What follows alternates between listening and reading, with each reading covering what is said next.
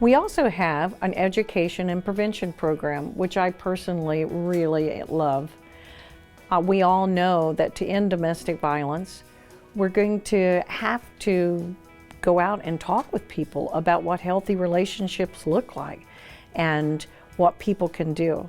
So this department does a beautiful job of reaching out not only to schools, which is a lot of the work we do, but also reaching deep into the community and training opportunities for our community leaders, for different agencies, law enforcement, first responders, and anyone who needs assistance in understanding a little bit more about domestic violence. Hi, my name is Annie. I work with Domestic Violence Services of Snohomish County as a Prevention, Education, and Outreach Coordinator. My job at DVS is to work with youth in the community and help them learn the skills to be in healthy relationships and look out for the signs for red flags of abusive relationships. My job at DVS is a little bit different than jobs in other departments because I'm working with youth before they get into abusive relationships. Hi, I'm Olivia, and I'm the South County Prevention Education Coordinator for Domestic Violence Services of Snohomish County. So our hope with the Prevention and Education Department is that we can give youth the tools as early as possible to have and build healthy and safe relationships.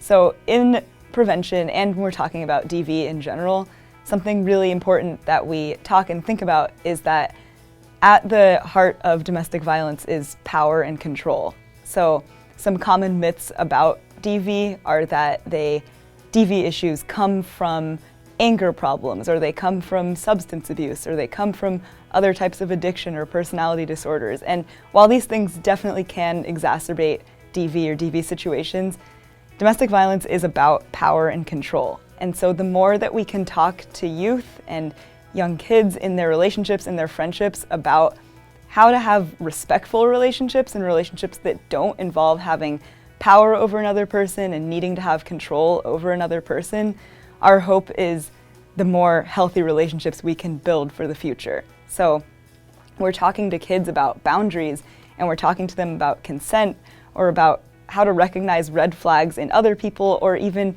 feelings within themselves that something isn't right. Our hope is that we can teach them the signs and signals of when a relationship might be unhealthy or toxic or even abusive to help them stay safe in the future. I'm Greg Lineberry. I recently retired from the Everett Police Department after 32 years of service with the community. A large part of that time was involved in addressing domestic violence issues and domestic violence crime. Domestic violence is very common in our community, unfortunately, and the impacts perpetuate all the way through the community. We see domestic violence survivors very often suffering from homelessness. They're left with difficult decisions when they're in an abusive relationship. Do they stay in that relationship with the security that the relationship provides, even though domestic violence and abuse is a part of it? Or do they leave the relationship but then go out on their own with a lack of job security and many times, a lack of food security and many times, having to take care of children and not having an income that may support kids and family? And then, of course, housing is rolled into that. Where do you go for housing when you don't have that kind of financial support and security and stability for your family?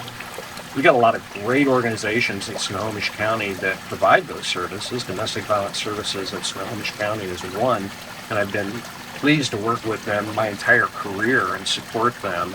And they do a great job, an incredible staff in supporting domestic violence abuse survivors in our community. But unfortunately, the needs far exceed the capabilities of those organizations to provide services. And so in many cases, that leaves domestic violence survivors with no options but to be homeless, to live out of vehicles. And I've seen that over and over again in our community. It's a very unfortunate situation. And that then further perpetuates domestic violence with children, young men that are growing up that have been in a domestic violence environment where they've seen that as a normal behavior, and then where they might be forced out into difficult circumstances where they're homeless and have a lack of being able to go to school on a regular basis, And so then the likelihood that they're engaged in domestic violence in their future, that they become abusers or that they are incorporated in the criminal justice system for other crimes, that likelihood increases. So homelessness, domestic violence are very closely tied. And I really appreciate the opportunity to bring the community together to look for ways to help address that and to end that cycle of violence and give people the support they need so that they can get out on their own, stable families, good relationships, healthy situations, and have a home, a roof over their head, and shelter.